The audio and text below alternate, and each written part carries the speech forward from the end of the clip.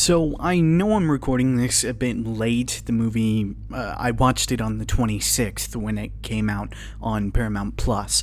I was originally going to get myself some pizza from Blaze and one of the cookie pizzas from Insomnia Cookies, but unfortunately, we went to Insomnia Cookies first. They told us it was going to take 2 hours to get a pizza. I'm sorry, I don't got 2 hours to sit there and wait in the town across from me to wait for a cookie pizza. It's nothing on them, it's just, why would I choose to do that when the movie was going to come out in an hour anyway? I'm too impatient for that, and so we just ended up getting Little Caesars instead.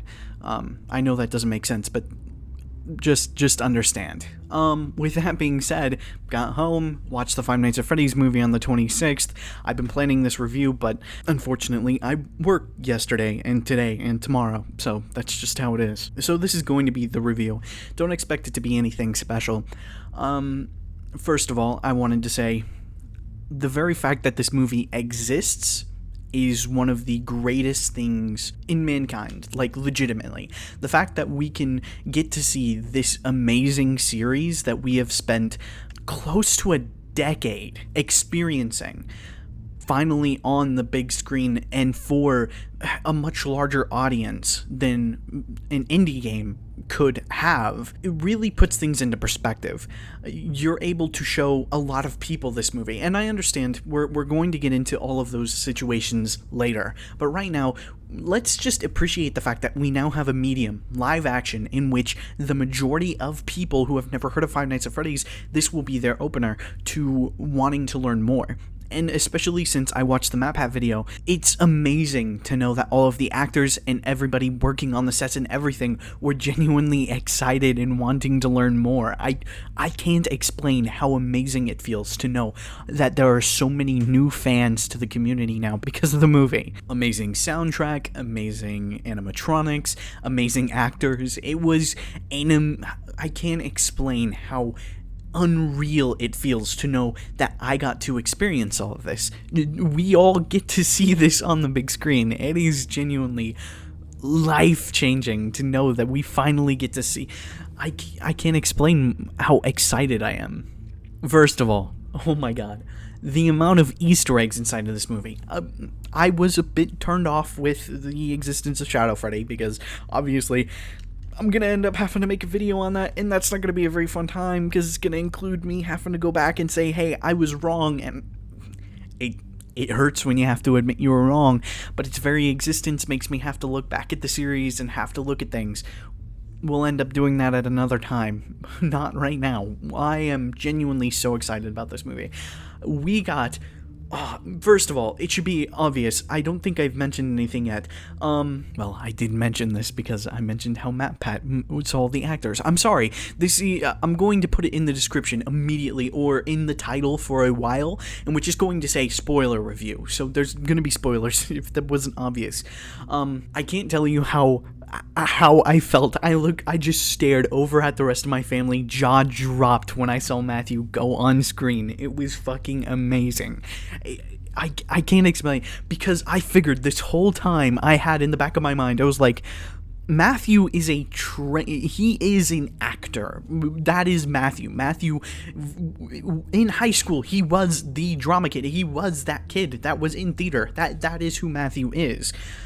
I don't know everything about Matthew because I'm not one of those people, but I know that about him, and I figured there was a chance. There was a chance that this was all a charade, that he was just trying to dismiss people, because it mostly had to do with when Markiplier came out and confirmed that he was not going to be in the movie. To me, that solidified Matthew is going to be in the movie, because that proved to me that this was not them choosing specific, that they went to the most influential people inside of this community. Corey Kenshin, Daco, Razbowski, all of these people who are influential. Why would Matthew not be part of them, you know? And since Matthew had said multiple times, I'm not in the movie, guys. It really is a shame that they all got to go, but I didn't.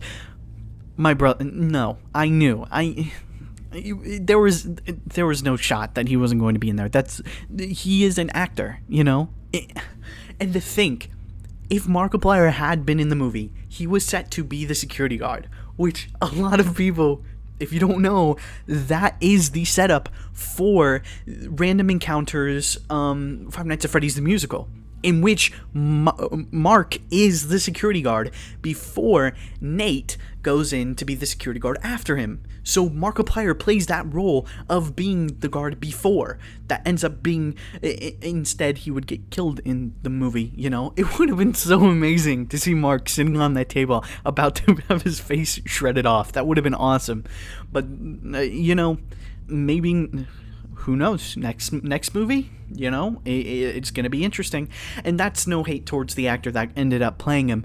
I do really wish, I'm gonna end up making a video about what I would have fixed with the Five Nights at Freddy's movie. One of the most important things I would have fixed, you name this character Fritz. I saw it mentioned on how the tape that Michael was handed, underneath the tape you can see the word Fritz, as if it was originally intended for Fritz, and then it was switched over to Mike, suggesting that Fritz is the security guard, right? If that's the case, why did we not get a phone guy reference? It would have been so awesome. It would have been so perfect if you just had him pick up the phone and be like, hey bro, I don't, things aren't looking too good for me tonight. I don't think I'm going to be able to talk to you tomorrow. Just take a look in the suits back there, or something of the sort, but then have Golden Freddy destroy the phone to explain why there's no phone guy in the main plot, you know, but still have phone guy be a character.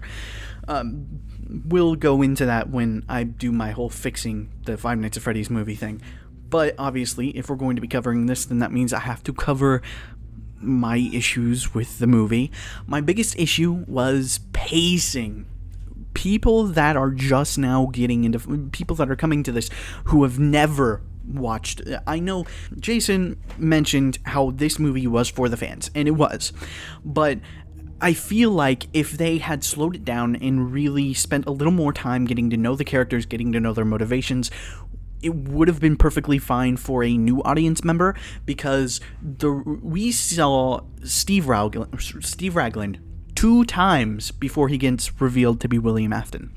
We see him once telling Michael, hey, I got a job at Freddy Fazbear's Pizza for you. The second time is when Michael calls back and he says, okay, here, it's Mr. fucking can't work night shifts. We see him 2 times, and then he's revealed to be William Afton. It would have been nice if we got a little more Steve Ragland time, you know, if we're trying to build up this presence of a murderer. You would figure it should be a guy you're seeing often, because, like, the whole Dave situation, Dave, in the books, we distinctly see him just hanging out with the rest of the crew. Sure, he's a bit weird, but he knows how to make the animatronics dance. He knows all about Freddy's. Things like that. He had a personality before being revealed to be William Afton, right? Because he was playing David Miller as a character. And so, to see Steve Ragland just get, well, he's the career counselor. He shows up twice, and then he's revealed to be the murderer. I didn't particularly like it. I feel like we should have gotten more screen time with a few more characters. It would have been nice to have a slightly better motivation for Jane. I'm pretty positive Jane is supposed to be Jane Afton, as in she's related to William, which makes me wonder, is she his sister? Is it a marriage thing? How was she an Afton, right? Because if I remember correctly, I don't know if the Afton name was just thrown onto her, but I know she is the female villain that people were talking about, and I could have sworn that somewhere it said that her name was Jane Afton, which means that she's related to the Aftons, which automatically makes you think, is this Mike Schmidt or is this Michael Afton? Because a lot of people are going to jump to the conclusion, this is Michael Afton, obviously, but here's the thing. As corrupt as William is, right, would he... I know, I'm poking the bear here. Would William specifically go and kidnap his son and kill his son? Because from the looks of it, Vanessa's pretty fucking scot-free until she challenges his authority, in which he stabs her after that. And as TikTok have brought up, he for a second seems sort of regretful for his decision. Gonna step away from that conversation. We're gonna bring that up at a completely different date. But here's the thing, I just don't... It's such a weird premise for him to sit there and be like, I murdered your brother, and now I'm going to murder you. Parallels. If it was revealed to be his father, wouldn't that have been the perfect time to be like, hey, I'm your dad, by the way, I'm gonna kill you. Or why would he want to fucking kill Michael anyway in this timeline? Because there's absolutely no reason for William to want to kill Mike. It's a whole thing. I have my own thoughts on the... We're going to have to make an entirely different video when it comes to that. Overall, amazing movie. Definitely hard for people that aren't fans to actually somewhat enjoy it, because we had to sit there explaining things, because that's just how it is. You have to hear FNAF talk in order to grasp it. But, you know, as long as it's an introduction to the series, that's all that matters to me. I like the fact that we're going to have so many new people inside of the community after this that will be genuinely so interested and help us continue this path of trying to find out the true story of Five Nights at Freddy's. I suggested on Twitter, is this movie in continuity? I don't think so. It's iffy. I'm currently playing around with reverse. First of all, Vanessa existing in the first place, I think Vanessa is actually going to end up being revealed to be Elizabeth. Either way, her existence, future Vanny shouldn't be alive, or at the very least she should be a little girl at this point, right? Because we're assuming this is early 2000s, let alone if she exists at all, right? Because it was like 2030s, 2040s when the fucking Pizzaplex opens. So she shouldn't exist. However, Elizabeth at this point should be in Circus Baby if this was in canon, right? So I think that sort of disproves the idea that this movie is in canon. But I have been wondering if you can take book canon, movie canon, put them together, find which parallels work best with events in the game, and see if you can mark them together. Here's the issue. Both of them show that the animatronics drag William to the safe room, despite the original being in the safe room. Actually, it's questionable whether or not the movie or book ever actually drag him to the safe room, because the book is off screen, and the movie sort of implies he's dragged to the kitchen. I don't know. That's such a weird area of canon to me. Listen, this movie, amazing. Lore-wise, probably shouldn't be used. Overall, I kind of knew that it was going to be out of continuity based on the fact of the existence of the Cassidy cut. The Cassidy cut, if you don't know, was supposed to be this supposed ultimate lore version. I'm taking Scott's words for him. That is not what Scott said in the post. I can't remember word for word what he said, but it was essentially supposed to be a FNAF fan's delight. It was supposed to contain a bunch of lore references, if not solve the lore. Or at least that's how I interpreted his words. You can go back and look at the Reddit fucking post. I could be lying out of my fucking teeth. But that's essentially what the Cassidy cut was supposed to be. So the fact that we're not in the Cassidy cut implies that it wasn't going to be canon in the first place. He refers to it as the Mike cut and not the Michael cut. If it was the Michael cut, then potentially this is Michael Afton. If it's not, I don't know. They were really setting up this sort of sub-romance, or at least tension, between Vanessa and Mike, and if it's that's weird. A lot of things don't make sense. Overall, amazing movie. Please go watch it. I do plan on making a video about fixing it, what I would have added, what I would have removed, things like that, such as fixing the whole Aunt Jane plot. I think the whole custody thing is stupid, and it could have been so easily fixed by just saying Aunt Jane is an Afton. Just have them work together. Listen, I plan on making that a video. We'll see what other videos I end up deciding to make out of this situation. Definitely gonna have to cover the William topic, but obviously that's going to have to be in a very controversial video. We'll end up seeing how that goes. Because I plan on covering not only that, I plan on recovering that entire topic and getting it completely done with. With that being said, finally, we've reached the Five Nights at Freddy's movie review.